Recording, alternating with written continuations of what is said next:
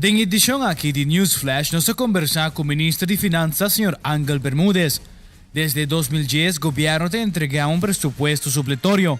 Bermúdez está amplia ribes aquí. Nós entregar um supletorio riba do presupuesto 2024.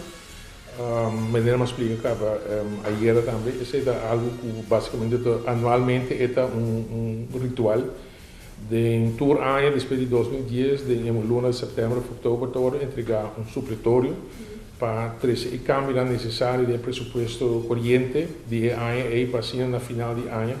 Em todo caso, o presupuesto cobre o gasto que o Ministério da Saúde de ano.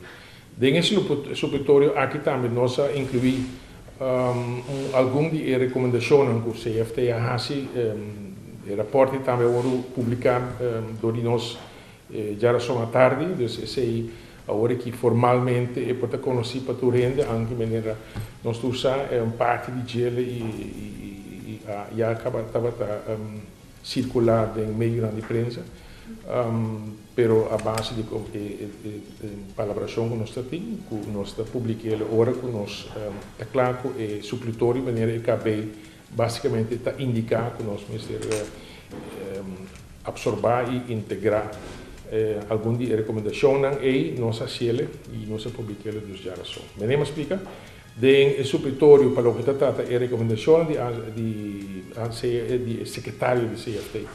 Nós incluímos o que estava conhecido e o que começou a suceder sowieso, dotação grande para pensão fundos AFA, suma de 170 milhões, e se para garantizar pensão que está correndo agora aqui acaba, porque também pensão que o senhor pagar de ano benedero, vetando leggingsgraad de AFA que tem no momento aqui está rond de 70%, e a dotação e dekkingsgraad agora por nível 100%, para assim em todo caso AFA da garantizar que é para pagar tua pensão, em todo caso dentro do ano benedero de 2020, quizás hasta mais atrás também.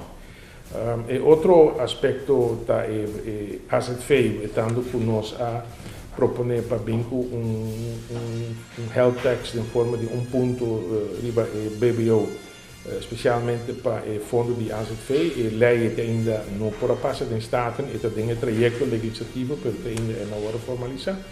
E esse equipamento que nós temos que reservar agora é parte que também cai ainda para o governo, esse está ao redor de 23 milhões. E fora de ser eigenlijk soma chiquita de 8,8 milhões, que está diferente posta no presupuesto de 2014, que não é necessário para inquietar o supletório.